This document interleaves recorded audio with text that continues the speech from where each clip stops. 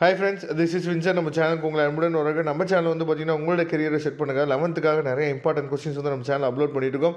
கண்டிப்பாக நம்ம சேனலை ஃபாலோ பண்ணுங்க. மறக்காம நம்ம சேனலோட வாட்ஸ்அப் குரூப்பில் ஜாயின் பண்ணுங்க. வாட்ஸ்அப் குரூப்போட லிங்க் வந்து டிஸ்கிரிப்ஷன் பாக்ஸில் இருக்கு.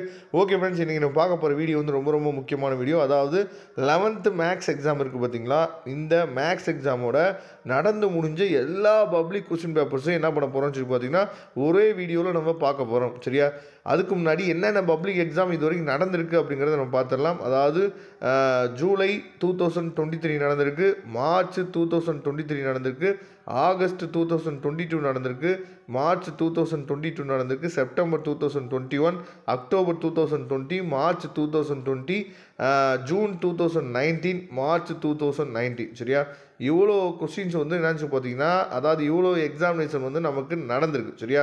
அப்படிங்கிற பட்சத்தில் மொத்தம் வந்து பார்த்தீங்கன்னா கிட்டத்தட்ட 9 எக்ஸாம் நமக்கு நடந்திருக்கு. அப்போ இந்த 9 எக்ஸாமோட கொஸ்டின் பேப்பர்ஸை நம்ம நல்லபடியாக கோத்ரூ பண்ணாலே போதுமானது. கண்டிப்பாக நீங்கள் என்ன பண்ணலான்னு சொல்லி பார்த்தீங்கன்னா உங்களால் நல்ல மார்க் வந்து என்னாச்சு பார்த்தா ஸ்கோர் பண்ணிட முடியும்.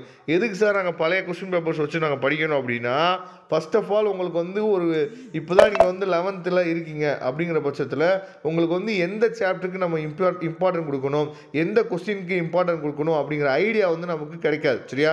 அப்படியா அந்த ஐடியா வந்து உங்களுக்கு கொடுக்கறது எப்படி கிடைக்கும் அப்படின்னா, இந்த மாதிரி நீங்கள் இப்போ ஓல்டு கொஸ்டின் பேப்பர்ஸை வச்சு நீங்கள் ரெஃபர் பண்ணும்போது, ஓகே இப்போ இந்த பப்ளிக் எக்ஸாமில் வந்து பார்த்திங்கன்னா கம்பல்சரி கொஸ்டின் வந்து இந்த சாப்டர்லேருந்து கேட்டிருக்காங்க, அப்போ அடுத்த பப்ளிக் கொஸ்டின் பேப்பரில் எப்படி கேட்டிருக்காங்க அப்படிங்கிறது எல்லாமே நீங்கள் என்னன்னு சொல்லி பார்த்தா அனலைஸ் பண்ணுறதுக்கு அது ரொம்ப யூஸ்ஃபுல்லாக இருக்கும். சரியா? மொத்தம் 117 பேஜ் இருக்குது, 9 கொஸ்டின் பேப்பர் வந்து இதில் இருக்குது. சரியா? இதை தாண்டி நமக்கு வந்து எக்ஸாமில் கேட்குறதுக்கு வாய்ப்புகள் கிடையாது. இந்த 9 கொஸ்டின் பேப்பரை மட்டும் நீங்கள் என்னன்னு பார்த்தீங்கன்னா நல்லா ரெஃபர் பண்ணி நல்லா கோத்ரூ பண்ணி இதை மட்டும் நீங்கள் கம்ப்ளீட் பண்ணிங்க அப்படின்னாவே போதுமானது. கண்டிப்பாக உங்களால் பப்ளிக் எக்ஸாமில் நீங்கள் நல்ல மார்க்கே என்னன்னு சொல்லி பார்த்தா ஸ்கோர் பண்ணிட முடியும். ரொம்ப முக்கியமான வீடியோ இது. சரியா? இந்த வீடியோ உங்களுக்கு பிடிச்சிருந்துச்சு அப்படின்னா உங்கள் ஃப்ரெண்ட்ஸுக்கு மேக்ஸிமம் ஷேர் பண்ணுங்கள்.